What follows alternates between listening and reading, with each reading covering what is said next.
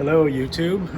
I am under the hood of a 1987 Mercedes-Benz 420 SEL. This is the W126 body style with the M116 engine. Anyway, quick and easy one for you today. It's going to be replacing the air filter on this bad boy. Pretty easy job, but there is probably one trick I should show you here, but let's get to it. Anyway, we just want to unclip all of these clips around the air filter housing here. There's a bunch of those, and then the wing nut on top.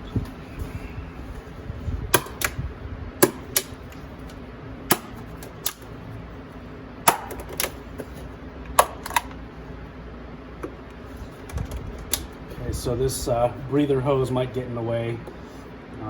Usually they're supple enough that you can just kind of bend it out of the way to get to that snap. And then the wing nut comes off just like any other wing nut on like an older American car or something with an air filter setup like this. And the lid comes right off. Good idea to just clean off the lid of any debris or residue. Get that wiped down, put aside. And now we have the air filter. Okay, this is what we're going to change out today. The breather filter for the EGR pump is right here. I'll do a separate video on that later when I need to replace one of these. But today's concern is the air filter, so we'll go ahead and do that. We'll want to carefully lift the old filter out of the housing, paying particular attention to not get any debris inside of the throttle plate here.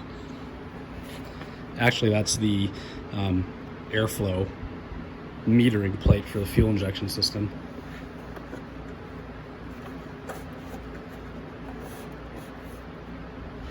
Okay. As you can see there, it lifts off very easily.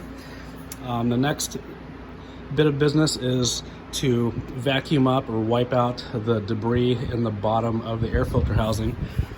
So I'll go ahead and do that off camera here. Right, so now we have the bottom of the air filter housing vacuumed up and wiped up of any debris or loose garbage in here and any oil residue. It's perfectly clean now, good to go there. The filter that we are using today is a Hengst filter. I believe that's how you pronounce it. It's a pretty decent quality filter, made in Germany still. And there's a couple of cross-reference part numbers there.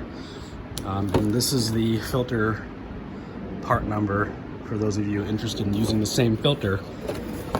Anyway, pretty straightforward, but when you pull it out of the box, you'll see the filter looks like this. And this is something that kind of got me when I first started working on these cars years ago. You'll have a hell of a time trying to stretch this over the air filter housing and get it to fit. The reason is because this is not how you install it. You've actually got to rotate this inside out, like so. See this? How the filter just magically got bigger? They flip it around so that it fits in a smaller box for shipping purposes. So now it's just like any other air filter installation, just reverse of removal.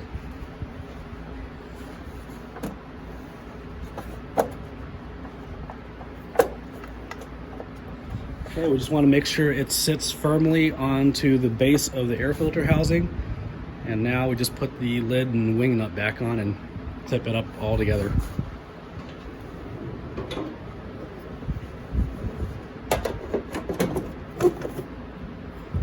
I usually like to clip them first.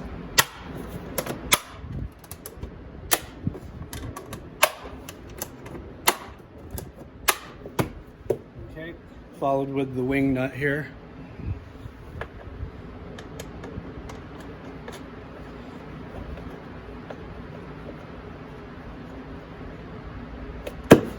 All right, and we're done.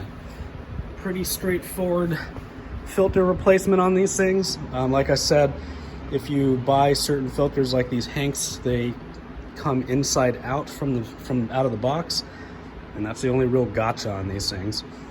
So anyway, I hope this video helps you guys. If you like the video, please click on the like button and subscribe to my channel so you can see more content like this. And we will see you next time. Thanks. Bye.